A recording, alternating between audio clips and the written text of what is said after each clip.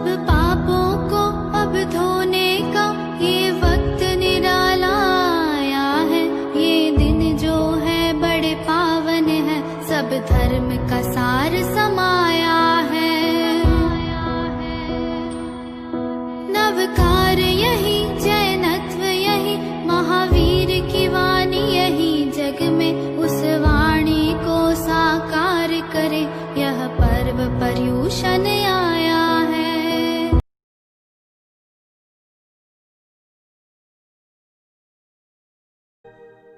बोलिए श्री पंच परमेश्वरी भगवान की जय।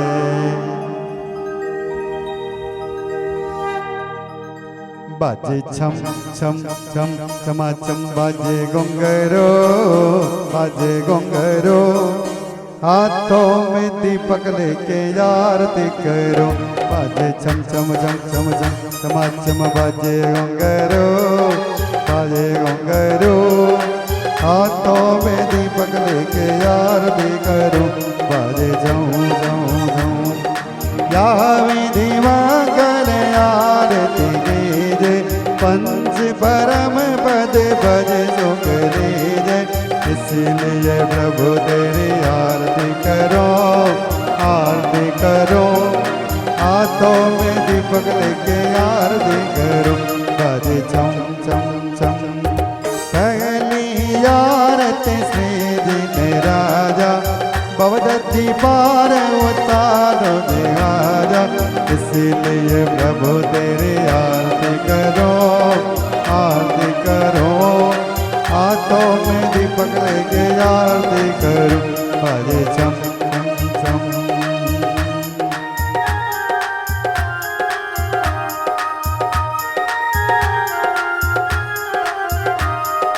दूसरी आरती सीधन घेरे, स्मरण कर तम के बब फेरे।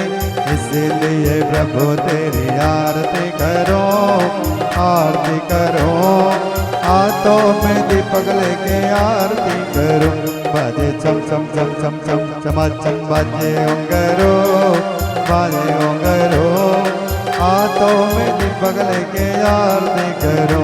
बाजे छम छम छम तीसरी आरती सोर मुड़िंदा, जन्म मरण दुख दूर करिंदा। इसीलिए प्रभु तेरी आरती करो, आरती करो, हाथों में दीपक लेके आरती करो। बाजे छम छम छम छमाछम बाजे घुंघरू, बाजे घुंघरू, हाथों में दीपक लेके आरती करो। बाजे छम छम छम ज्योति आरती श्री ओम जाया, दर्शन देखत पाप प्रलाया। इसलिए प्रभु तेरी आरती करो, आरती करो, हाथों में दीपक लेके आरती करो।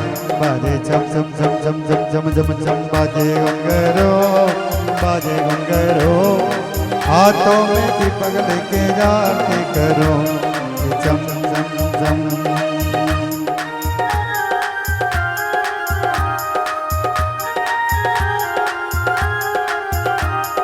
पंचमी आरती साधु तुम्हारे, घुमति विनाशन शिव अधिकारे। इसलिए प्रभु तेरी आरती करो, आरती करो, हाथों में दीपक लेके आरती करो। बाजे छम छम छम छठी ग्यारह प्रतिमा धारे, श्रावक जन्म दयाल अधिकारे। इसलिए प्रभु तेरी आरती करो, आरती करो, हाथों में दीपक लेके आरती करो। बाजे छम छम छम छमाछम बाजे घुंघरू, बाजे घुंघरू, हाथों में दीपक लेके आरती करो। सातवीं आरती श्री दिनवाणी, जानत स्वर्ग मोक्ष की कहानी। इसलिए प्रभु तेरी आरती करो, आरती करो, हाथों में दीपक लेके आरती करो। बाजे छम छम छम छम छम पूजा करके आरती कीजे, अपनो जन्म सफल कर लीजिए, इसीलिए प्रभु तेरी आरती करो, आरती करो, हाथों में दीपक लेके जाते करो, बजे चम चम चम। जो आरती बड़े रे बजावे, सोनर नारी अमर बद पावे, इसलिए प्रभु तेरी आरती करो, आरती करो, हाथों में दीपक लेके आरती करो, ओ हाथों में दीपक लेके आरती करो, ओ हाथों में दीपक लेके आरती करो। बोल श्री पंच परमेश्वरी भगवान की जय। बोलिए श्री जिनवाणी बात की जय। जिनवाणी माता दर्शन के बलिहारिया, सरस्वती माता दर्शन के बलिहारिया। प्रथम देव बनाऊं रे माता, गणधर जी को जाऊं रे माता, गणधर जी को जाऊं। कुंद कुंद यादार स्वामी दिन व्रत जी जिनमाऊं रे, जिनवाणी माता दर्शन की बलिहारिया, सरस्वती माता दर्शन की बलिहारिया। योनी लाख 84 ने मांगी, गौर माधुक भजो रे माता, गौर माधुक भजो। तेरी महिमा सुनकर माता शरण तिहारी आयो रे, जिनवाणी माता दर्शन की बलिहारिया, सरस्वती माता दर्शन की बलिहारिया। जाने तारो चरणो लीनो, अस्त कर मुझसे किनो रे माता, अस्त कर मुझसे किनो। जन्म मरण में ठन के माता, मोक्ष मापन लीनो रे, जिनवाणी माता दर्शन की बलिहारिया, सरस्वती माता दर्शन की बलिहारिया। बार बार मैं विनम्र माता, रजमो पर कीजय रे माता, रजमो पर कीजय। पार्थिदास की अर्ज लगी है गो, पार्थिदास की अर्ज लगी है, चरण चरण मुझ दीजिए रे, जिनवाणी माता दर्शन की बलिहारिया, सरस्वती माता दर्शन की बलिहारिया। और सदा जिनवाणी मात की जय। तोभ्यां नमः त्रिभुवनार्तिहराय नाथ, तोभ्यां नमः क्षिततलामलभूषणाय, तोभ्यां नमः श्रीजगत परमेश्वराय, तोभ्यां नमो जिनबोधदिशोषणाय।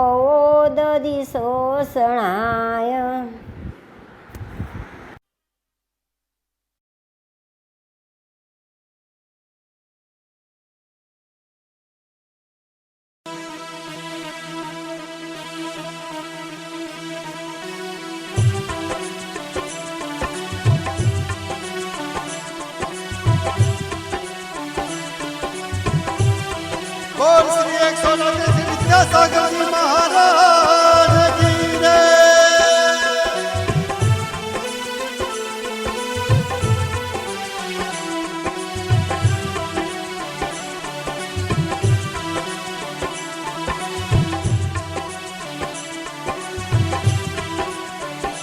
विद्यासागर की गुण आगर की, शुभ मंगल दीप सजाय के मैं आज उतारूं आरतियाँ।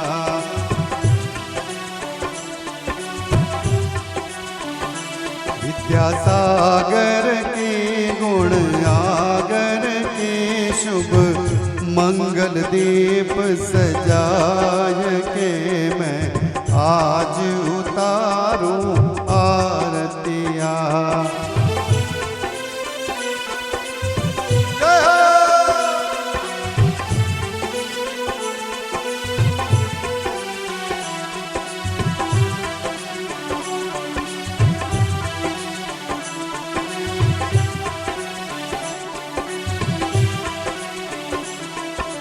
मल्लपा श्री श्रीमती के गर्भ विषय गुरु आए, ग्राम सदा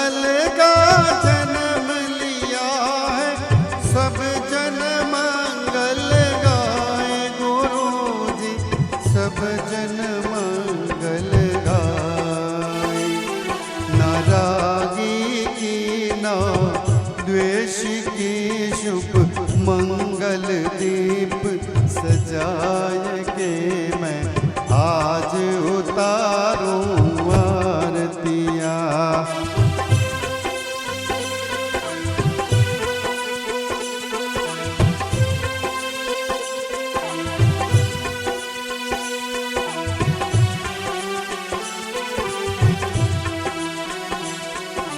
जयकारा गुरुदेव का, जय गुरुदेव।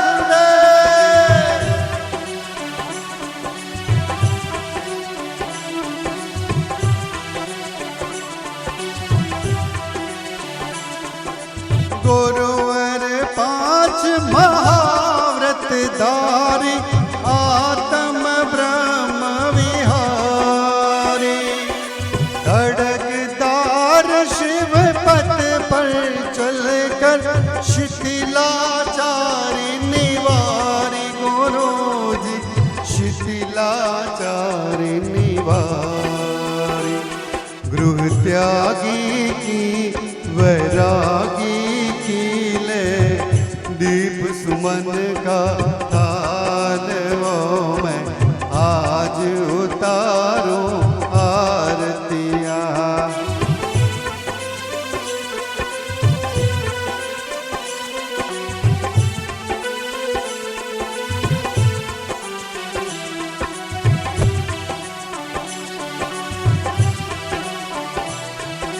जयकारा गुरुदेव का, जय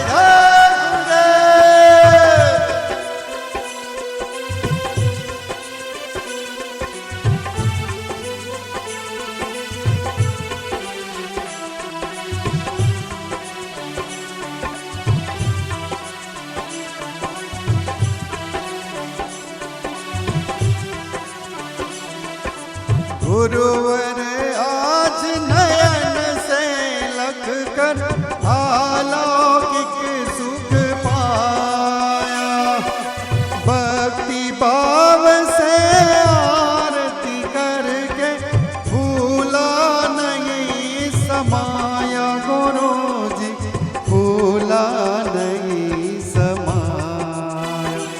ऐसे मुनिवर को, ऐसे ऋषिवर को वंदन बारंबार वो मैं आज उतारूं आरतियाँ।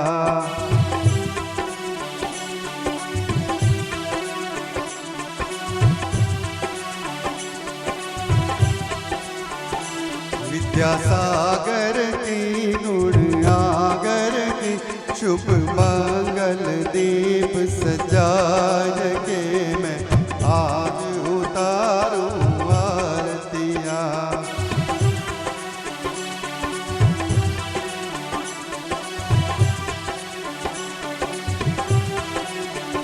विद्यासागर की गुण आगर की शुभ मंगल दीप सजाय के मैं आज उतारूं आरतियाँ।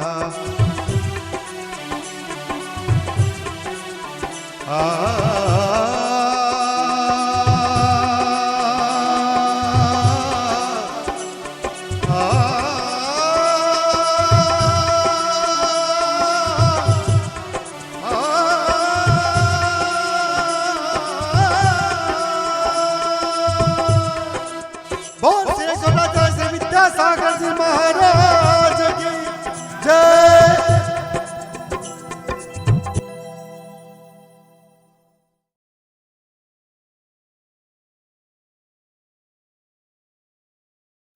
मंगलम भगवान वीरो, मंगलम गौतमो गणी, मंगलम कुंद कुंदाद्यो, जैन धर्मोस्तु मंगलम। सर्व मंगल मांगल्यम सर्वकल्याणकारकं, प्रधानं सर्वधर्माणां, जैनं जयतु शासनम्। कविवर मुनिवर ऋषिवर विद्यासागर संत चरण कमल में आपके नमन अनंतानंत। पंच परमेष्ठी भगवान की जय। परम पूज्य आचार्य गुरुवर विद्यासागर जी महाराज की जय। 10 लक्षण महापर्व की जय। उत्तम त्याग धर्म की जय।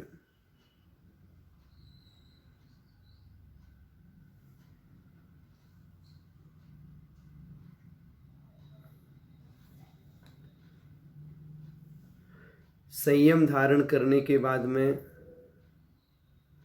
यह आत्मा तपस्या करती है, तब जाकर जो छूटता है, आत्मा से अलग होता है, वह वास्तव में त्याग कहलाता है। यदि हम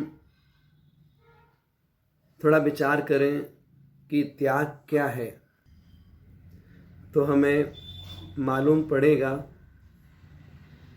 हमारी आत्मा में जो कर्म लगे हुए हैं, जो ये शरीर है, जो आत्मा में रागादिक परिणाम हैं, ये सब कुछ छूट जाए, मेरी आत्मा से इन सब का संबंध अलग हो जाए, वास्तव में इसी का नाम त्याग है। लेकिन जब व्यवहारिक भाषा में त्याग की परिभाषा आती है, तो उन्होंने कह दिया अनुग्रहार्थम स्वास्याति सर्गोदानम, अर्थात स्व और पर के उपकार के लिए धन आदि का त्याग करना दान कहलाता है। आचार्य पूज्यपाद महाराज ने त्यागो दानम इस प्रकार से त्याग और दान को लगभग एक कोटि में रखा है। दोनों में थोड़ा अंतर भी है, उसकी बात भी आपके सामने करेंगे हम। जब हम बात करते हैं कि संयम धारण कर लिया, घर परिवार स्वर्ण आभूषण सब कुछ त्याग कर दिया है, सब छोड़ दिया है, संयमी बन गए हैं, उसके बाद में फिर त्याग धर्म क्यों बताया गया है? संयम के बाद तब बताया, तब के बाद फिर उस त्याग धर्म को आचार्यों ने लिखा है। जब हम इस विषय पर और थोड़ा चिंतन करते हैं तो हमें सीखने को मिलता है। क्या कोई जीव मुनि महाराज बन गए और बहुत अच्छी तरह से अपनी चर्या का पालन करते हैं, लेकिन जो कुछ भी वो त्याग करके आए हैं, छोड़ करके आए हैं, तो उस त्यागी हुई वस्तु के प्रति ममत्व तुरंत छूट जाता हो, यह कोई जरूरी नहीं है। हमने जिस परिवार का त्याग कर दिया, जिस चेतन अचेतन परिग्रह का त्याग कर दिया, तो संयमी कहलाए। लेकिन अब हमारे अंदर से उन सभी पदार्थों के प्रति ममत्व भाव भी छूट जाए। वह जो घर के संस्कार हैं, जो धन के प्रति कहीं ना कहीं लगाव रहता है, अपने परिवार के प्रति ममत्व भाव रहता है, वो सारी चीज़ जब हमारे मानस पटल से, हमारे आत्मा से दूर हो जाए, उसे ही वास्तव में त्याग धर्म कहा जाता है। हम कई बार बहुत सी चीज़ों को छोड़ तो देते हैं, लेकिन उस छोड़ी हुई वस्तु के प्रति ममत्व का त्याग नहीं कर पाते हैं। और जब तक ममत्व का त्याग नहीं होगा तब तक त्याग धर्म की उपलब्धि नहीं होती है। हम देखें, यह जो प्रकृति है, ये प्रकृति भी त्यागमय है। जैसे वृक्ष हैं, हमारे लिए फल प्रदान करते हैं, नदियां हैं वो पानी प्रदान करती हैं, गाय है, भैंस है, ये पौष्टिक दूध हम सभी के लिए प्रदान करती है। इसके साथ साथ में और भी चीज़ें, हवा है, अग्नि है, पृथ्वी है, ये सब चीज़ें कुछ ना कुछ त्याग रूप में हैं। इन सब के माध्यम से हमारा जो ये मानव जीवन है बहुत अच्छी तरह से सुचारू रूप से संचालित होता है। लेकिन हम मनुष्य हैं, हम क्या त्याग करते हैं, हम क्या छोड़ पाते हैं, हमारे जीवन में किस प्रकार से उपलब्धि आ सकती है, इन सब का विचार भी हमें उत्तम त्याग धर्म के दिन अवश्य ही करना चाहिए।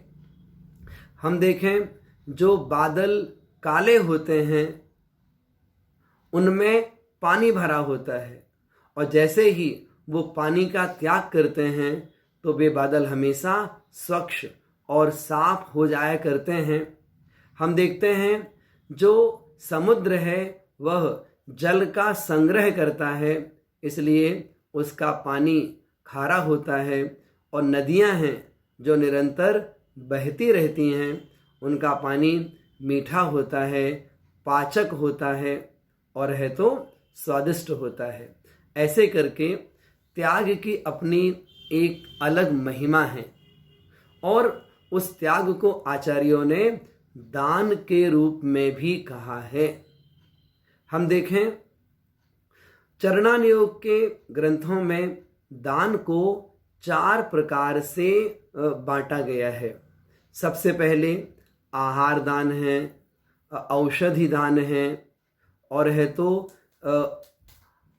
या तो आप ज्ञान दान कह सकते हैं, या फिर आप शास्त्र दान कह सकते हैं, या आप अभय दान कह सकते हैं, या फिर वसतिका दान भी कह सकते हैं। उसे आवास दान इस नाम से भी कहा जाता है। तो आचार्यों ने दान को लेकर के थोड़े से यहाँ पर भेद किए हैं। कहीं कहीं पर उन्होंने वसतिका दान लिख दिया, तो कहीं कहीं पर अभय दान लिख दिया, तो कहीं पर उन्होंने ज्ञान दान लिखा है, तो कहीं पर शास्त्र दान लिखा है। लेकिन आहार दान को सभी ने स्वीकार किया है, और ऐसा कहा जाता है कि आहार दान हमने दिया तो उसका लाभ एक दिन के लिए उस साधु को प्राप्त होता है। हमने औषधि दान दिया तो जब तक वो अस्वस्थ हैं तब तक ही औषधि दान दिया जाता है या दिया जा सकता है। जब तक मुनि महाराज जी हमारे गांव में हैं, चातुर्मास कर रहे हैं, शीतकालीन वाचना कर रहे हैं, उतने समय तक आवास दान अथवा वसतिका दान का लाभ हमें प्राप्त होता है। और यदि हम शास्त्र दान की बात करें, ज्ञान दान की बात करें, यदि आपने किसी को ज्ञान दान दिया है तो हो सकता है आपके द्वारा बताई गई धर्म की वह बात सामने वाले के लिए कल्याणकारी हो जाए, उसके समझ में आ जाए, तो हो सकता है उसका सारा जीवन परिवर्तित हो सकता है। इसलिए चारों प्रकार के जो दान हैं इनकी अपनी अपनी अलग अलग वैल्यू है, सबकी अपनी अपनी यथासंभव आवश्यकता होती है। और आहार दान भले वो साधु के लिए एक दिन के लिए लाभकारी होता है कि आपने नवदा भक्ति पूर्वक मुनि महाराजों के लिए आहार दान दिया है, तो उस आहार दान के प्रभाव से आज वो अपनी सामायिक बहुत अच्छी कर पाएंगे। दोपहर में उन्हें स्वाध्याय करना है, प्रतिक्रमण करना है, और भी अपने आवश्यक पाले हैं, देव वंदना करनी है, स्तुति करनी है। तो वो सारी चर्या बहुत अच्छी तरह से पाल पाते हैं। क्यों? आपने विधि पूर्वक उन्हें आहार दान कराया है। लेकिन अगले दिन पुनः भूख लगेगी, पुनः उन्हें आहार की आवश्यकता होती है। लेकिन आहार दान अपने आप में बहुत बड़ा दान कहलाता है।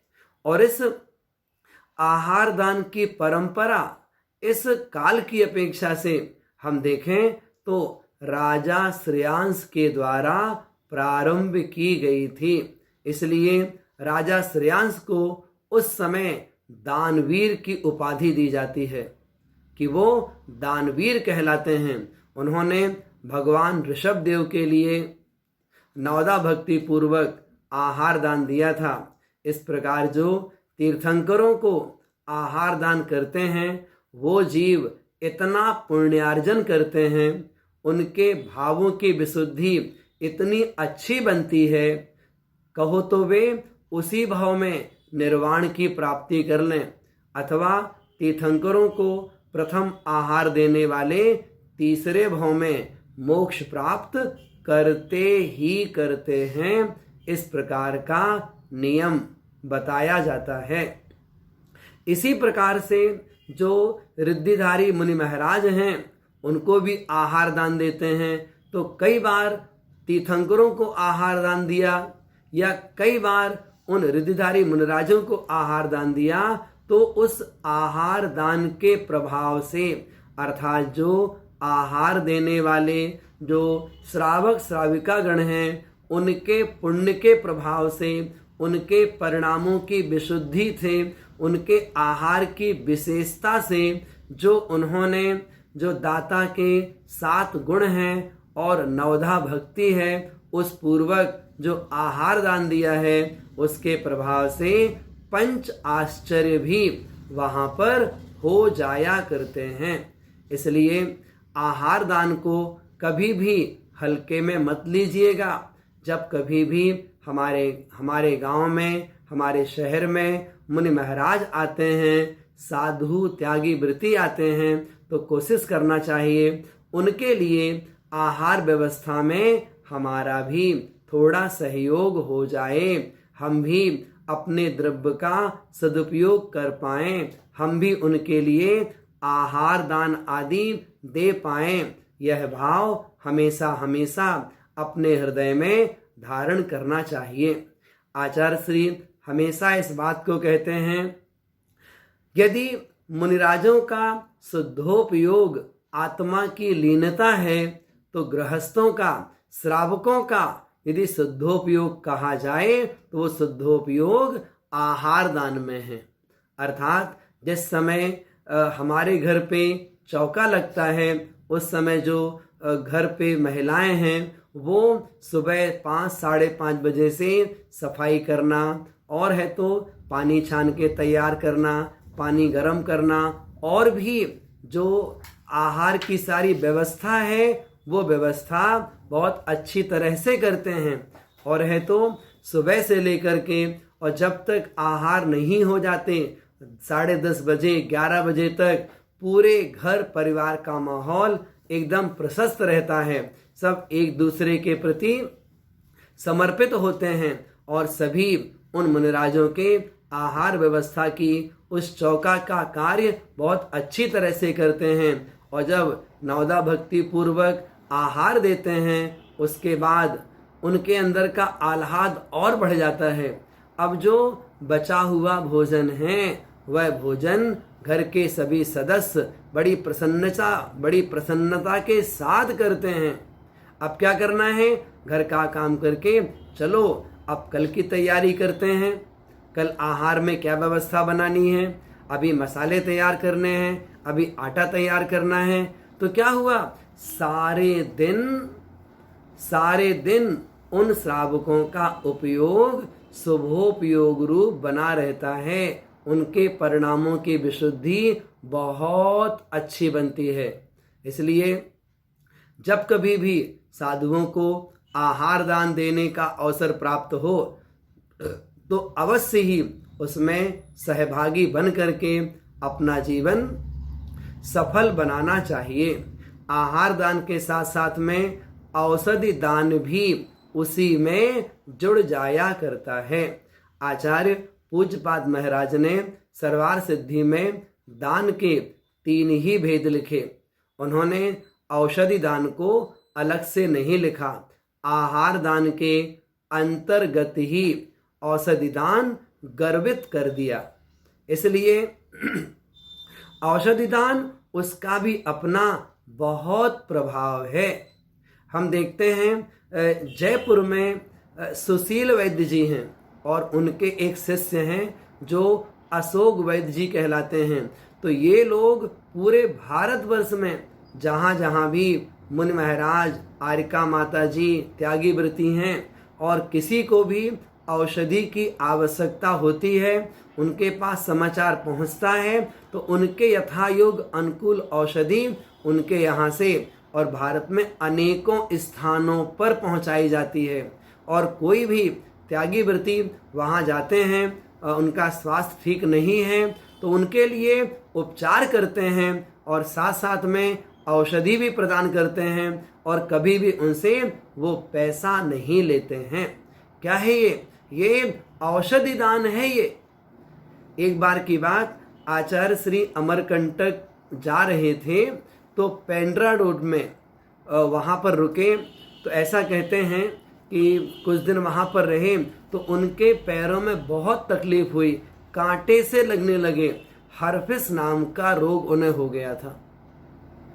तो उस समय आर.के. मार्बल्स वाले उनको वैद्य जी को लेकर के अपनी जो फ्लाइट छोटी उनके पास है उसमें बैठा करके ले गए और आचार्य श्री के उपचार की उन्होंने व्यवस्था की। क्या है ये औषधि दान है।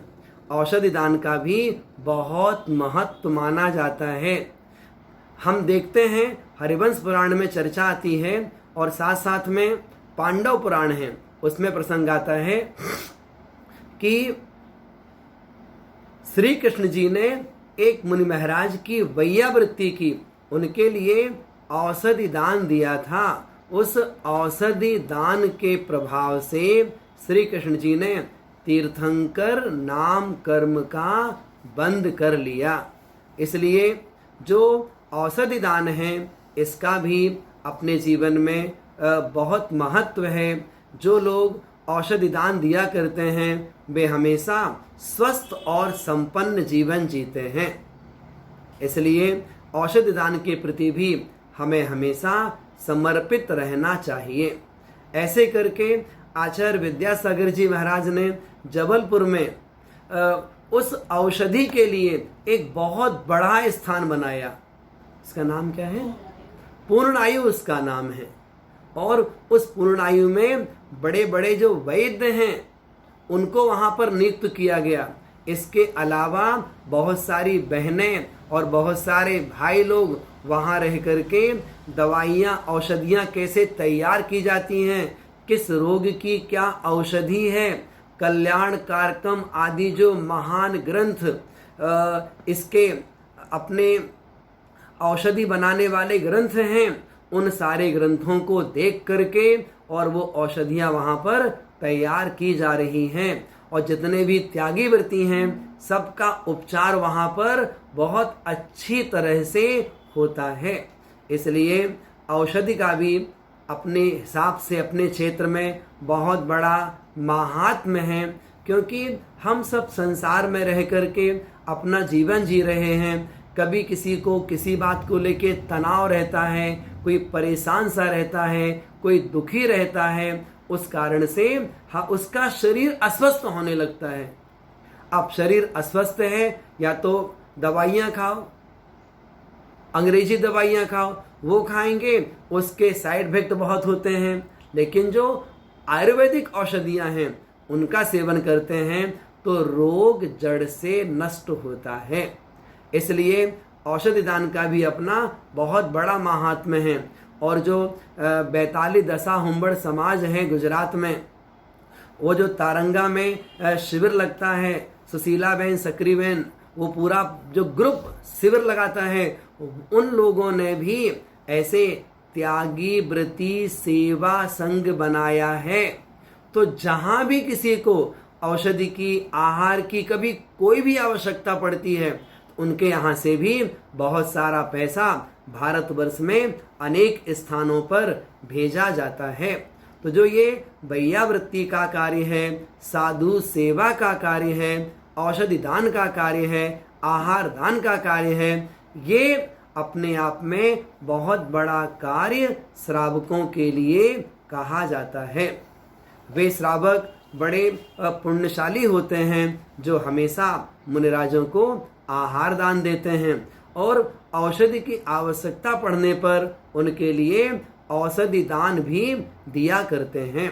इसी प्रकार से एक कदम और आगे बढ़ते हैं। जो तीसरा भेद है वह ज्ञान दान है, अथवा उसे हम शास्त्र दान भी कह सकते हैं।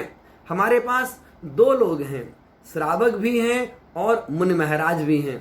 यदि हम श्रावकों की अपेक्षा से कहें तो श्रावक जन शास्त्र प्रदान करते हैं, शास्त्र दान देते हैं, और मुनि महाराजों की बात करें तो वे हम गृहस्थों के लिए ज्ञान दान दिया करते हैं।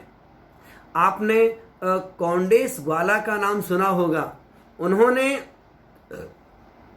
जिस समय वो कौंडेस ग्वाला के रूप में थे, उन्होंने एक बार देखा कि जंगल में गायों को लेके जा रहे थे, तो बहुत सारे वृक्ष थे, सारे वृक्ष सूखे थे, उनके पत्ते भी सूखे थे, लेकिन उन्हीं वृक्षों के बीच में एक हरा भरा वृक्ष था जिसके पत्ते बहुत अच्छे, उसमें फल भी लगे हुए थे। तो कौंडेस ग्वाला वहां पर विचार करने लगा, ये सारे वृक्ष तो सूखे हुए हैं, ये वृक्ष हरा भरा क्यों है, इसके पीछे क्या कारण है। तो उस वृक्ष के पास गया तो उस वृक्ष में एक कोटर थी, मतलब एक पोल थी, उसमें उस पोल में एक ग्रंथ रखा हुआ था। उसने उस ग्रंथ को देखा।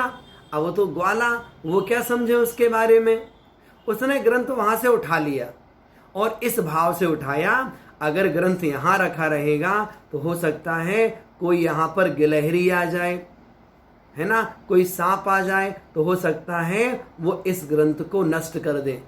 उसने विनय पूर्वक उसे उठाया, उस वृक्ष से क्षमा मांगी और उसे लेकर के चल दिया। जा रहा था, उसे एक दिगंबर मुनिराज के दर्शन हुए। उन मुनिराज को उसने प्रणाम किया और बड़े भक्ति भाव से वो कहता है कि हमारे पास ये ग्रंथ है, उस वृक्ष में रखा हुआ था, वहां से लेकर के आए हैं। आप ज्ञानी पुरुष मालूम पड़ते हैं, आप इस ग्रंथ को पढ़िएगा, इसमें क्या लिखा हुआ है। कहते हैं मुनिराज ने वह ग्रंथ ले लिया और विधिवत उस ग्रंथ का अध्ययन किया। वो कौंडेस ग्वाला बड़े शांत परिणामों से मरण करके अगली पर्याय में जिस परिवार में उत्पन्न हुआ वह जैन कुल था, और वो बालक होकर के बड़ा हुआ, भेद विज्ञान उसे हुआ और उसने मुनि दीक्षा ले ली और आचार्य कुंद महाराज के रूप में वो पूरे विश्व में प्रसिद्ध हुए। किसका प्रभाव था ये? जो उन्होंने शास्त्र प्रदान किया था, ये उसका प्रभाव है। ये जब हम ज्ञान दान की बात करते हैं तो ज्ञान दान में सबसे श्रेष्ठ यदि कोई वक्ता माने जाते हैं तो हमारे यहाँ पर तीर्थंकरों को सर्वश्रेष्ठ वक्ता कहा जाता है। कई बार हम ऐसा प्रश्न चिन्ह लगा देते हैं कि भगवान हमारे लिए कुछ भी नहीं देते हैं। भगवान तो वीतरागी होते हैं, उन्हें संसार से कोई प्रयोजन नहीं होता, वो कुछ भी हमारे लिए नहीं देते। उनकी भक्ति करो तो भी नहीं देखते, उनकी निंदा करो तो भी नहीं देते। अगर ऐसा कोई विचार हमारे दिमाग में हो, ये विचार हमें निकाल देना चाहिए। जितने बड़े दाता तीर्थंकर हैं, तीर्थंकरों के समान इस संसार में और कोई दूसरा दाता नहीं है। वो तीर्थंकर ही हैं जो हमारे लिए ज्ञान दान देते हैं। अर्थात तीर्थंकरों की दिव्य ध्वनि खिरती है, सुबह खिरती है, दोपहर में खिरती है, शाम को खिरती है, अर्धरात्रि में भी खिरती है। 24 घंटे में 4 बार जो उन तीर्थंकरों की दिव्य ध्वनि खिरती है, उस दिव्य ध्वनि के प्रभाव से समो शरण में बैठे मनुष्य, त्रियंच, असंख्यातो देवी देवता वो सब ज्ञानार्जन करते हैं और बहुत से लोग सम्यक दर्शन की प्राप्ति करते हैं, बहुत से लोग व्रती बन जाते हैं, बहुत से लोग मुनि दीक्षा ले लेते हैं और बहुत से मुनि महाराज भावों की विशुद्धि के बल पर 4 घातिया कर्मों का क्षय करके अरहंत पद को भी प्राप्त कर लिया करते हैं। ये किसका प्रभाव है? ये तीर्थंकरों की दिव्य ध्वनि, अर्थात उनके द्वारा जो संसारी प्राणियों को ज्ञान दान दिया जाता है, ये उसका प्रभाव है। और इसके साथ साथ में उनके द्वारा संसार के समस्त प्राणियों के लिए अभय दान भी दे दिया जाता है। ऐसे सबसे बड़े दानदाता यदि संसार में कोई हैं तो वे तीर्थंकर ही कहलाते हैं। तीर्थंकरों के बाद में यदि कोई हमें ज्ञान प्रदान करने वाला है तो वे गणधर देव होते हैं, क्योंकि तीर्थंकरों की वाणी को सुनकर के द्वादशांग की रचना करने के अधिकारी गणधर देव होते हैं। तो उनके द्वारा भी ज्ञान दान दिया जाता है।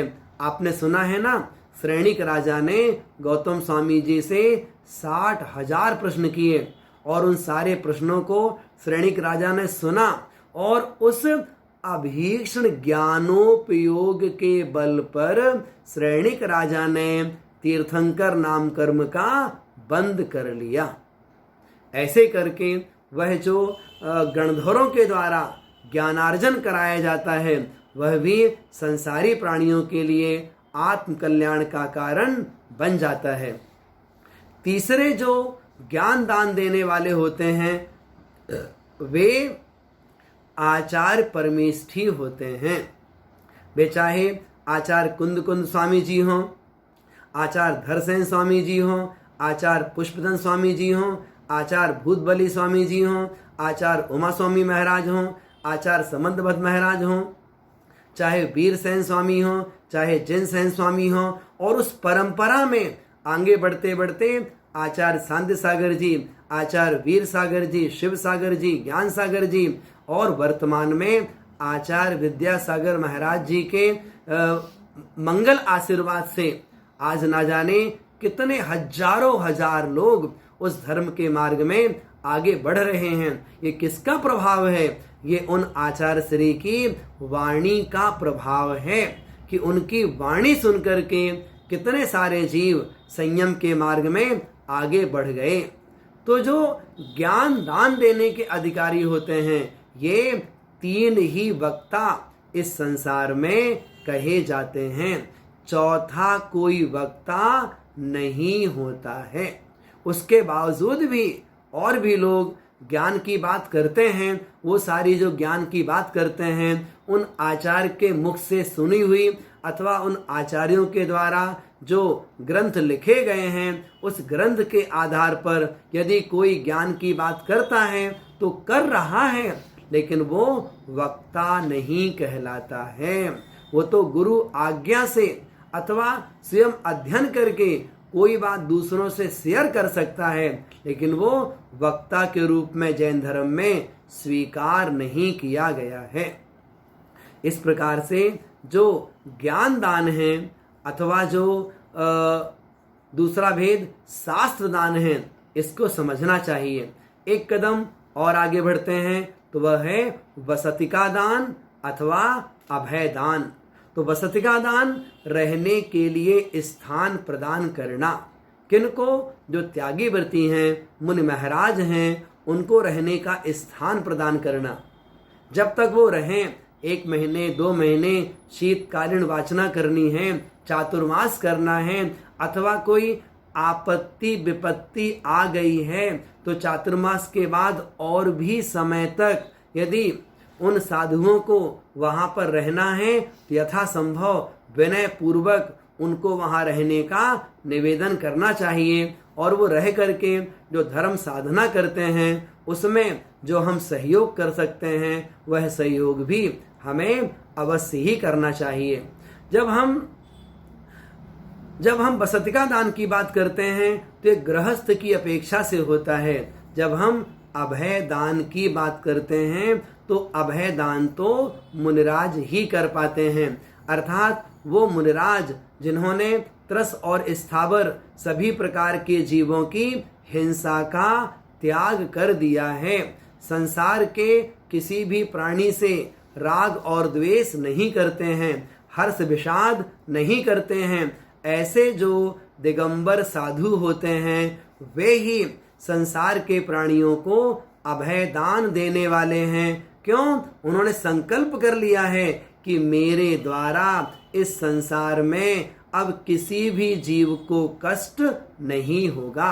हम किसी को अभिप्राय पूर्वक कभी भी नहीं मारेंगे, किसी प्रकार से ऐसा व्यापार नहीं करेंगे जिसमें जीव की हिंसा होती हो, ऐसा आरंभ नहीं करेंगे जिसमें जीव की हिंसा होती हो, कोई विरोध किसी का नहीं करेंगे जिसमें जीव हिंसा होती हो, अथवा संकल्प पूर्वक भी किसी जीव की विराधना नहीं करेंगे। ऐसे जो महामुनिराज हैं वे ही संसारी प्राणियों को अभय दान देने वाले हुआ करते हैं। हम गृहस्थ अवस्था में रह करके उस अभय दान का पालन नहीं कर सकते हैं, फिर भी कदाचित आपसे कहा जाए इस संसार में जीवन जीते हुए, अपने घर परिवार में जीवन जीते हुए, क्या हम किसी एक व्यक्ति को, क्या किसी एक जीव को अभयदान दे सकते हैं? इसका विचार करिएगा। क्या आप अपने बेटे को अभयदान दे सकते हो कि मैंने तुझे अभयदान दिया, पूरे जीवन भर मेरे द्वारा तुम्हें किसी प्रकार से कोई तकलीफ नहीं होगी, मैं तुम्हें कभी डांटूंगा नहीं, तुम्हें कभी मारूंगा नहीं, कभी तुमसे अपशब्द का व्यवहार नहीं करूंगा? क्या हम ऐसा अभयदान अपनी संतान को दे सकते हैं? क्या हम ऐसा अभयदान अपनी माँ को दे सकते हैं, अपने पिता को दे सकते हैं? क्या ऐसा अभयदान पति पत्नी आपस में एक दूसरे को दे सकते हैं कि जाओ मैंने तुम्हें अभयदान दिया, मैं तुम्हें कभी नहीं डांटूंगा, कभी तुम्हारे साथ अपशब्द का व्यवहार नहीं करूंगा, कभी तुम्हें गाली वाले वचन नहीं कहूंगा? क्या एक दूसरे के लिए अभयदान हो सकता है? मुनि महाराज तो संसार के अनंत प्राणियों को अभयदान देकर के जी रहे हैं, लेकिन हम गृहस्थ ऐसे हैं कि संसार में हम एक जीव को भी अभयदान नहीं दे पाते कि चलो हम तुम्हारी निंदा कभी नहीं करेंगे, तुम्हारे बारे में एक भी शब्द कभी किसी से नहीं कहेंगे। हम ऐसा भी नहीं कर पाते। अगर एक जीव को भी हमने अभयदान दे दिया तो हो सकता है कभी विपत्ति में वो आपके पास आ जाए, कभी उसने गलती करी और गलती करने के बाद आपके पास आ जाए कि उन्होंने तो मुझे अभयदान दिया है, उन्होंने वचन दिया है कि मैं तुम्हें कभी नहीं डांटूंगा, कभी परेशान नहीं करूंगा, अपशब्द तुम्हें कभी नहीं कहूंगा। तो यदि हम एक जीव को अभयदान देने का बीज गृहस्थ अवस्था में रह करके वो बीज बो दें तो हो सकता है वह एक बीज कल बहुत फलदार वृक्ष बन सकता है। आज हमने एक जीव को अभयदान दिया है, कल हो सकता है 10 को दे पाए, परसों 100 को दे पाए। ऐसा मौका आ जाए कि संसार के अनंत प्राणियों को अभयदान दे पाए। आपको मालूम है जो तीर्थंकर नाम कर्म का बंद करते हैं वो संसार के अनंत क्या सर्व प्राणियों को अभयदान देने का भाव करते हैं। क्या भाव करते हैं? संसार के समस्त जीव सुखी रहें, किसी को किसी प्रकार से कोई तकलीफ कोई पीड़ा ना हो। जिस प्रकार की भावना भाता है किसी को तकलीफ किसी को कोई पीड़ा ना हो, जब हम भावना भा रहे हैं किसी को पीड़ा ना होवे, तो क्या हम किसी को पीड़ित करेंगे? अर्थात नहीं करेंगे। इसलिए उस अभयदान का बीज हमें अपने जीवन में अवश्य ही बोना चाहिए। और यह शिक्षा हम उन महापुरुषों से, तीर्थंकरों से, गणधरों से, आचार्य परमेष्ठी से, मुनि महाराजों से वह शिक्षा ग्रहण कर सकते हैं। संकल्पित होना पड़ेगा, और जो संकल्पित होते हैं वे ही वास्तव में इस दान को, इस त्याग को, इस धर्म को अपने जीवन में अंगीकार कर पाते हैं। जो ये 4 प्रकार के दान बताए जाते हैं, इन 4 प्रकार के दानों में कभी तो किसी दान को व्यवहार धर्म कहा जाता है, और कभी किसी को निश्चय धर्म की उपाधि भी मिल जाती है। जो अभय दान है वो एक तरह से निश्चय धर्म कहलाता है, और जो आहार दान है, औषधि दान है, वसतिका दान है, शास्त्र दान है, इसको व्यवहार धर्म के अंतर्गत रखा जाता है।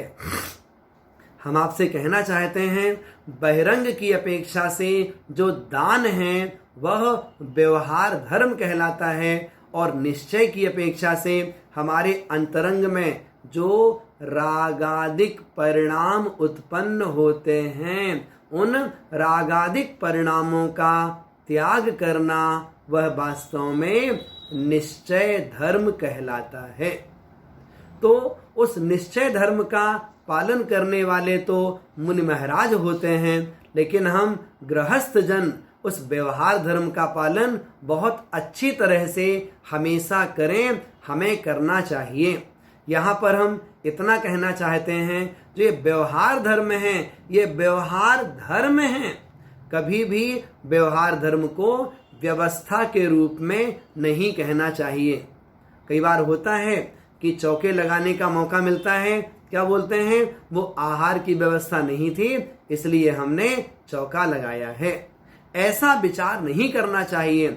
हमें विचार करना चाहिए कि हम यहाँ पर अपने धर्म का पालन कर रहे हैं। धर्म पालन करना यहाँ पर कहलाएगा, यहाँ पर चौका व्यवस्था नहीं कहलाएगी। कारण क्या, आचार्य कुंद स्वामी जी ने अपने अध्यात्म ग्रंथों में गृहस्थों के लिए इसी बात को लिखा है। क्या लिखा है, दानम पूजा मुखम सावय धम्मोति। दान करना और पूजन करना ये श्रावक का धर्म है। ये तो धर्म को व्यवस्था नहीं कहना चाहिए। आजकल बड़े बड़े शहरों में जब कभी मुनिराजों का पहुंचना होता है, उनका विहार उस रास्ते से होता है, तो चौके की व्यवस्था कई बार समाज के लोग नहीं कर पाते हैं। तो कभी किसी से कहते हैं आप व्यवस्था कर लो, आप व्यवस्था कर लो, तो कोई मन मार कर कई बार व्यवस्था कर भी लेता है। उसके मुख से ये नहीं निकलता वहां पर कि मैं अपना धर्म पालन कर रहा हूं। उसके मुख से यही निकलता है कि व्यवस्था नहीं थी, कमेटी ने हमसे कहा तो हमने अपने घर में व्यवस्था बना ली है। इसलिए हमारा आपसे यही निवेदन है, यही कहना है, व्यवस्था मत कहा करिए, उसे धर्म मान करके चलिए। यदि हम धर्म मान करके चलेंगे तो हमारी आत्मा के लिए बहुत अच्छा रहेगा। कई प्रकार से हमें ये सारे उदाहरण सीखने को मिलते हैं।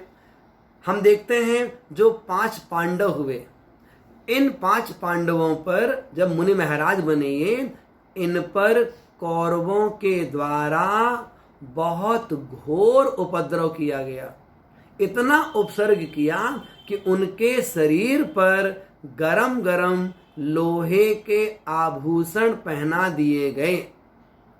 लेकिन उन 5 पांडवों ने जैसे वस्त्रों का त्याग कर दिया था, राज्य का त्याग कर दिया था, वैभव का त्याग कर दिया था, परिवार का त्याग कर दिया था, उसी प्रकार से उन 5 पांडवों ने अपने शरीर से अहंकार और ममकार का भी त्याग कर दिया था। तो जब इस शरीर से अहंकार ममकार का त्याग कर दिया गया है, अब इस शरीर में किसी भी प्रकार की तकलीफ आ जाए, जब हमने त्याग कर दिया है उस तकलीफ सहन करने का फिर कोई अवसर नहीं। वे पांचों पांडव अपने आत्मा में लीन हो गए और भीतर की ओर चले गए और उन्होंने उन सबको माफ कर दिया और अपनी आत्मा में इतनी लीनता बनी कि 5 पांडवों में जो 3 पांडव थे उन्होंने तो समस्त कर्मों का त्याग कर, समस्त कर्मों का क्षय कर, शरीर का भी त्याग करके और निर्वाण पद की प्राप्ति कर ली।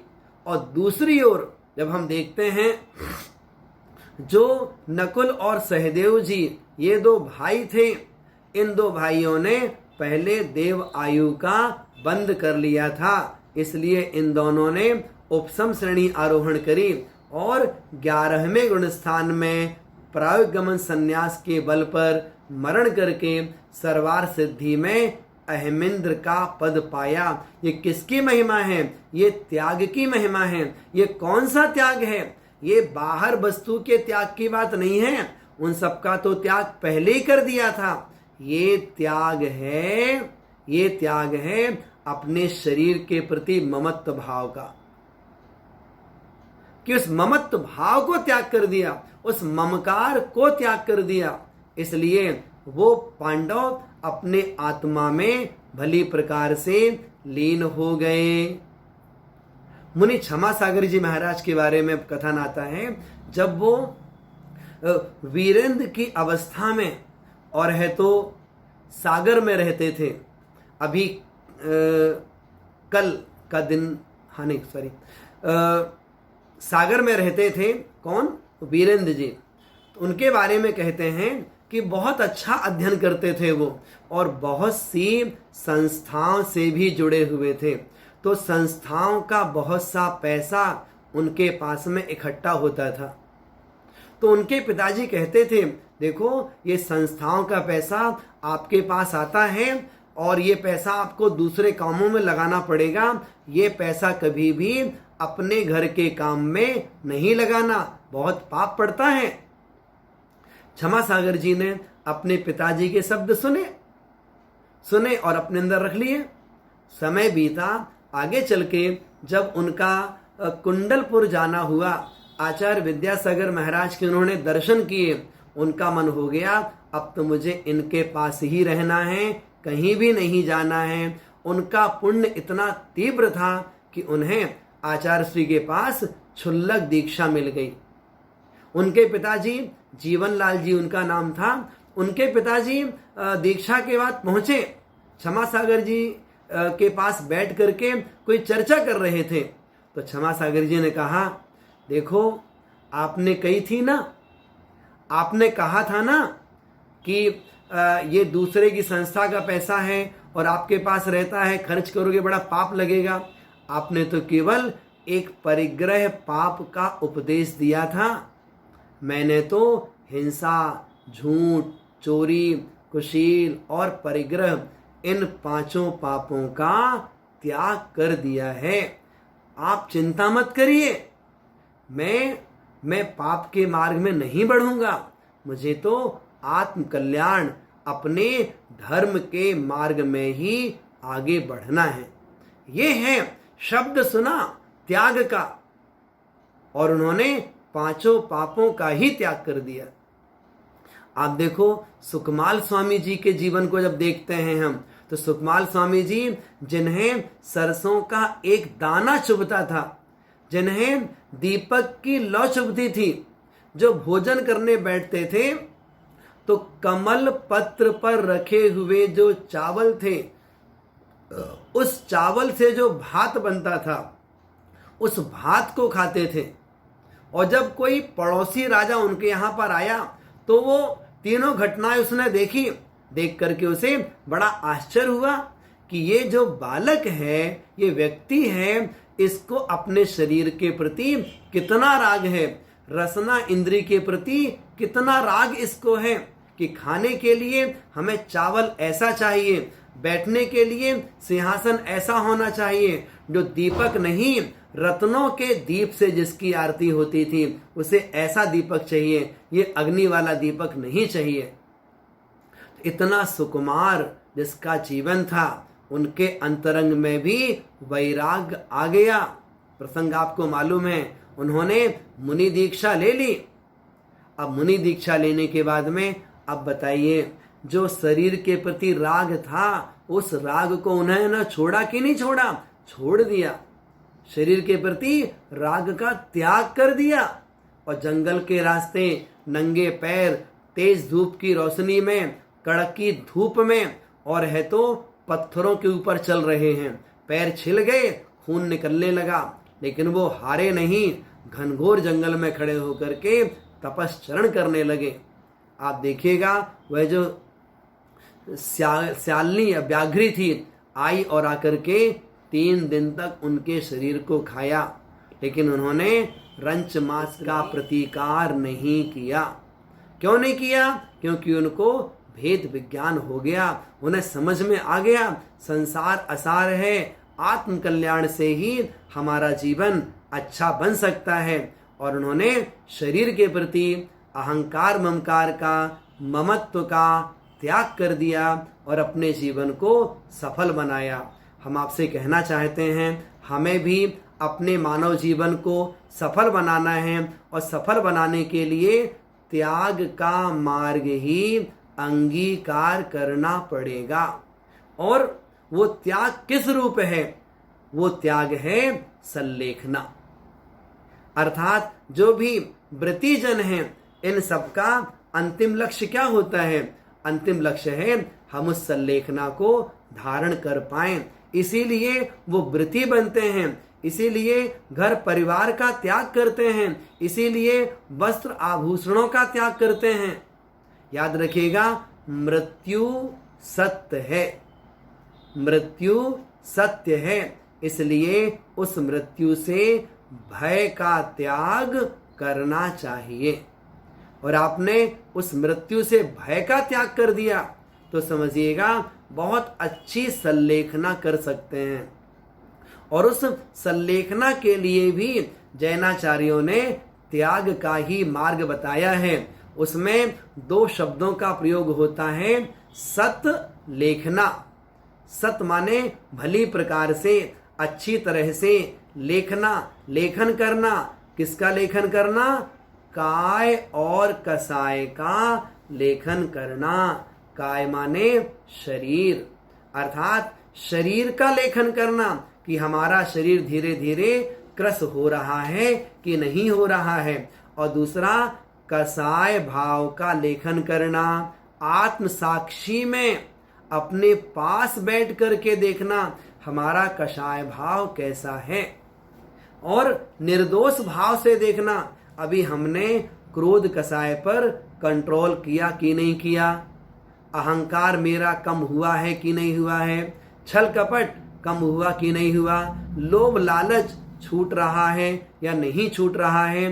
ये जो 4 कसाय हैं, इन कसाय भाव पर हमें धीरे धीरे कंट्रोल करना है।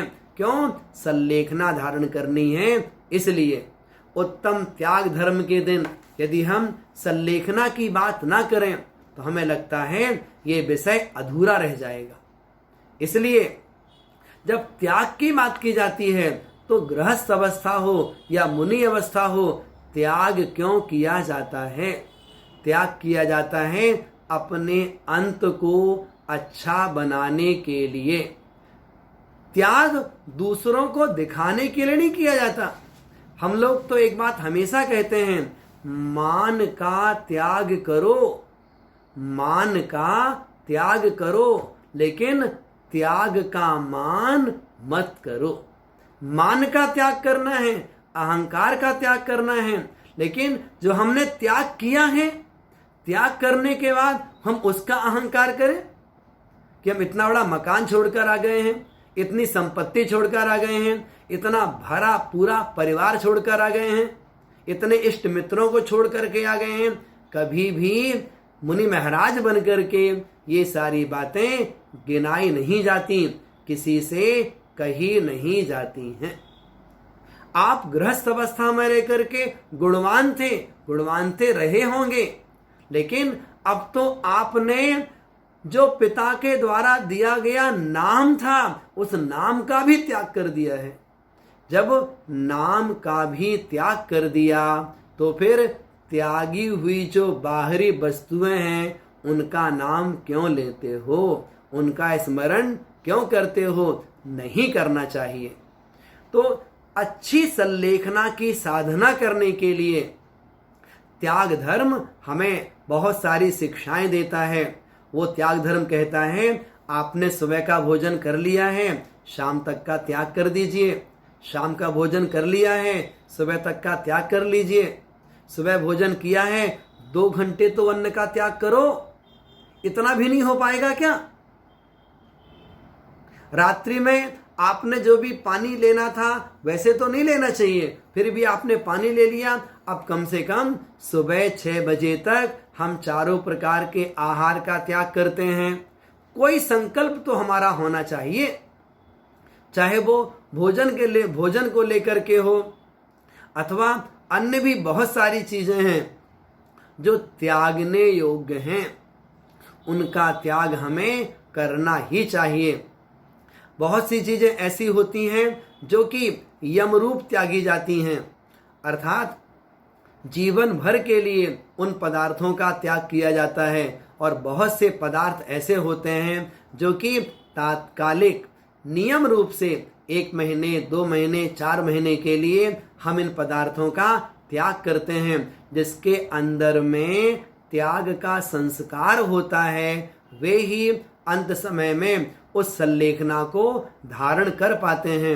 आरिका विज्ञानमती माता जी एक बहुत अच्छी बात कहा करती हैं, यदि तुम्हें संलेखना की साधना करनी है, संलेखना करने का भाव है, तो आप समय समय पर उपवास किया करो।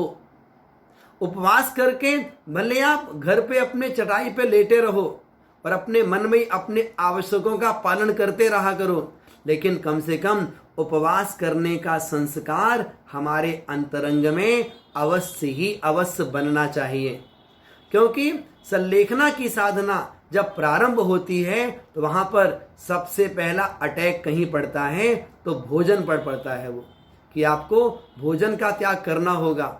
एक बार ले लिया, अब कल तक कुछ नहीं मिलेगा, कल आपको थोड़ा सा मिल गया, अगले दिन कुछ नहीं मिलेगा। तो वो जो संस्कार है संलेखना में, जो आहार त्याग का संस्कार है, उस आहार त्याग का संस्कार हमें अपना जीवन जीते हुए बनाना पड़ेगा। इसलिए भोजन के त्याग की मर्यादा हम सबके जीवन में अवश्य ही होनी चाहिए। भोजन कर लिया, आप 2 घंटे का त्याग करिए, 3 घंटे का त्याग करिए, 4 घंटे का त्याग करिए, लेकिन त्याग जरूर करिए। कहते हैं आपने भोजन करने के बाद त्याग कर दिया 2-4 घंटे का, और कदाचित उसी बीच में यदि हमारी आयु पूरी हो गई तो हमें नियम से देव आयु की प्राप्ति होगी, हम देव गति में जाएंगे। कहते हैं अगर किसी ने 1 वर्ष के लिए रात्रि में चारों प्रकार के आहार का त्याग कर दिया तो उसे 6 महीने उपवास का फल प्राप्त होता है, कि शाम के 6 बजे से लेकर सुबह 6 बजे तक चारों प्रकार के आहार का त्याग है। तो ऐसी उस आत्मा को 6 महीने उपवास का फल मिलेगा अगर उसने 1 साल का संकल्प किया है तो। इसलिए त्याग कभी अखारत नहीं जाता। उपजाऊ भूमि में यदि हमने बीज बोया है, उस किसान को विश्वास होता है मुझे फसल बहुत अच्छी मिलेगी, मुझे फल बहुत अच्छे प्राप्त होंगे। उसी प्रकार से यदि हम अपने जीवन में संलेखना की साधना करते हैं और उस साधना में यदि हम सफल हो जाते हैं तो हमारा अनंत संसार कट करके 7-8 भव प्रमाण शेष रह जाता है। इसलिए जो भी त्याग करें उस त्याग के साथ साथ में ये बात भी हमारे दिमाग में आनी चाहिए, ये जो हम त्याग कर रहे हैं ना, ये संलेखना की साधना के लिए है। ये जो हम अहंकार का त्याग कर रहे हैं, ममकार का त्याग कर रहे हैं, अपनी कसाएं मंद रख रहे हैं, ये कसाएं अभी के लिए नहीं हैं। ये सारी तैयारी संलेखना की चल रही है। जो अभी हम जन संपर्क धीरे धीरे कम कर रहे हैं, वो जन संपर्क कम इसीलिए कर रहे हैं कि बुढ़ापे में जब संलेखना लेंगे तो मुझे कहीं इष्ट मित्रों की बार बार याद ना आए। इसलिए उन इष्ट मित्रों के प्रति भी अहंकार ममकार को धीरे धीरे कम करते चले जाते हैं। ये साधना यदि हमारे जीवन में आ जाती है तो हम समझते हैं जब हमारा अंत समय आएगा उस समय हम घर परिवार का, समाज का, रिश्तेदारों का, भोजन का, शरीर के प्रति ममत्व, ये सब कुछ त्याग करके और किन्हीं मुनि संग में जाकर के, किसी आर्यका संग में जाकर के और अपना सफलता पूर्वक मरण कर सकते हैं। संलेखना पूर्वक जिनकी समाधि होती है वही वास्तव में उत्तम समाधि मानी जाती है। समाधि वो कहलाती है जहां आधि नहीं, व्याधि नहीं और किसी प्रकार की कोई पद प्रतिष्ठा की उपाधि नहीं होती है। उन उपाधियों का भी त्याग करना पड़ता है। आप समाज के अध्यक्ष हैं और संलेखना लेना चाहते हैं, अध्यक्ष पद का त्याग करना पड़ेगा। आप किसी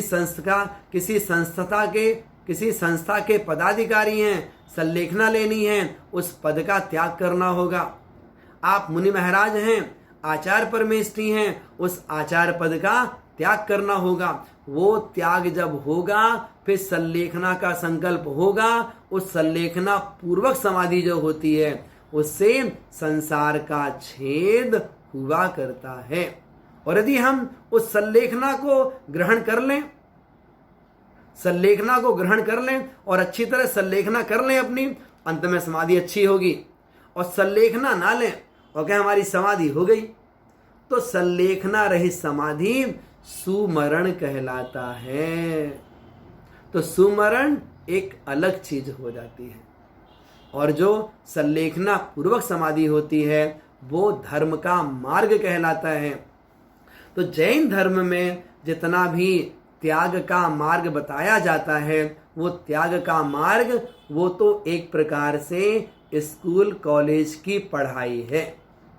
जो थोड़ा थोड़ा नियम लेते हैं अथवा आजीवन किन्हीं पदार्थों का हम त्याग करते हैं, ये जो सारा त्याग है ये तो पढ़ाई चल रही है। इस पढ़ाई की परीक्षा कब होती है? परीक्षा संलेखना के समय होती है। इसका फल क्या मिलता है? अनंत संसार कट करके 7-8 भव प्रमाण रह जाता है। इसका फल है ये। इसलिए उत्तम त्याग धर्म ये अंतरंग से आत्मा से जुड़ा हुआ धर्म है। हम बहिरंग की अपेक्षा से बात करें तो हम मंदिर के लिए बहुत सारा त्याग कर सकते हैं, बहुत सारा दान कर सकते हैं। आप मंदिर में वेदिका बनवाइए, वो भी आपका दान कहलाएगा। छत्र बनवाइए, भामंडल बनवाइए, चवर बनवाइए, मंदिर जी में भगवान को विराजमान करवाइए। मंदिर जी में वेदिका में स्वर्ण का काम होता है, वो स्वर्ण का काम करवाइए। जिनवाणी मंदिर जी में पधरवाइए, है ना। तो देव के लिए, शास्त्र के लिए जो भी हम अपने तन मन से सेवा करते हैं, धन से सेवा करते हैं, वो सारी सेवा दान के अंतर्गत आती है। ऐसे ही हम भगवान की पूजन करते हैं तो वो उस पूजन के लिए भी जो हम द्रव्य लेते हैं, कोशिश करिएगा द्रव्य हम अपने घर से लाएंगे। मंदिर में है हम चटाई का उपयोग करते हैं, वहां की लाइट का उपयोग करते हैं, पाटा का उपयोग करते हैं, कोशिश करिएगा मंदिर में 10 रुपये डाल के आइए कि भाई हम मंदिर के इस सामान का प्रयोग करते हैं, इसके एवज में ये मंदिर में हमने दान कर दिया। तो वो सारी चीज भी हमारे मानस पटल पर हमेशा रहनी चाहिए। यथाशक्ति हम कम ना दें, ज्यादा ही दान करके आए। उससे क्या होगा? उससे हमारा जीवन अच्छा बनेगा। अपने जीवन को हमें अच्छा बनाना है और जो त्याग धर्म है वो त्याग धर्म भोजन से जुड़ा हुआ है। भोजन का भी त्याग करें, शरीर से जुड़ा हुआ है, शरीर से अहंकार ममकार का त्याग करें। परिवार से जुड़ा हुआ है, परिवार के प्रति भी ममत्व का त्याग करें। और उसके साथ साथ में शरीर से जुड़ा हुआ है तो शरीर के प्रति भी ममत्व का त्याग करें। और भी प्रकार से दान से जुड़ा हुआ है तो दान भी अवश्य दें। ऐसे करके जो ये उत्तम त्याग धर्म है ये हमारे जीवन के लिए बहुत ही कल्याणकारी हुआ करता है। ऐसा यह जो त्याग धर्म है हम सबके जीवन में आए, इसी मंगल भावना से हम आज की बात यहाँ पर पूर्ण करते हैं। आइए 9 बार नमोकार 9 बार जप करेंगे आज के धर्म का। ओम ह्रीम अरहम श्री उत्तम त्याग धर्मंगाय नमः। ओम ह्रीम अरहम श्री उत्तम त्याग धर्मंगाय नमः। ओम ह्रीम अरहम श्री उत्तम त्याग धर्मंगाय नमः। ओम ह्रीम अरहम श्री उत्तम त्याग धर्मंगाय नमः। ओम ह्रीम अरहम श्री उत्तम त्याग धर्मंगाय नमः। ओम ह्रीम अरहम श्री उत्तम त्याग धर्मंगाय नमः। ओम ह्रीम अरहम श्री उत्तम त्याग धर्मंगाय नमः। ओम ह्रीम अरहम श्री उत्तम त्याग धर्मंगाय नमः। ओम ह्रीम अरहम श्री उत्तम त्याग धर्मंगाय नमः। आइए माँ जिनवाणी की स्तुति करते हैं। बोधि समाधि परिणाम शुद्धि स्वात्मोपलब्धि शिव सौख्य सिद्धि चिंतामणिं चिंतित वस्तु दाने त्वां बंध्यमानस्य ममास्तु देवी। सभी 9 बार नमोकार मंत्र का स्मरण करेंगे।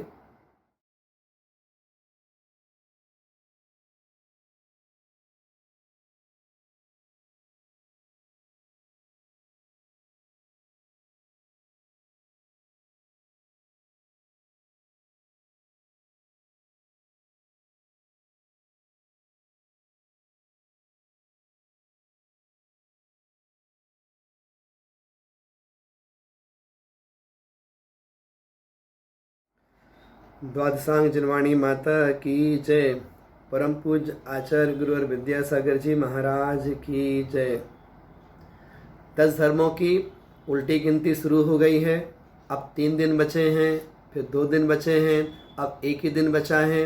अब क्षमावणी आ गई है, इसलिए सभी से अनुरोध है अपने घर पे रहें और सुरक्षित रहें। समाज की गाइडलाइन का पालन करें। मंदिर जी में जो समय आपको दिया गया है उतने समय में मंदिर जी में धार्मिक क्रिया करके घर में रह करके ही सारा धर्म ध्यान करें। यही सभी के लिए एक प्रकार से कहना है। इसके साथ साथ में आगामी 2 दिनों बाद ये धर्म पूरे होंगे। हम सभी लोग प्रतिक्रमण भी करेंगे सामूहिक रूप से, उसकी भी आपको जानकारी प्राप्त हो जाएगी। इसके साथ साथ में जो क्षमावणी पर्व है उसे भी बहुत अच्छी तरह मनाइएगा। कोशिश करिएगा इस बार कि हमारे अंदर में जिसके प्रति द्वेष भाव है उसको हम क्षमा कर पाएं। और यदि हमने किसी एक को भी क्षमा कर दिया तो समझिएगा हमारा ये 10 धर्म पालना सार्थक हो गया। वो सार्थकता हम सबके जीवन में आए। इसी भावना से सभी को सादर जय जिनेंद्र।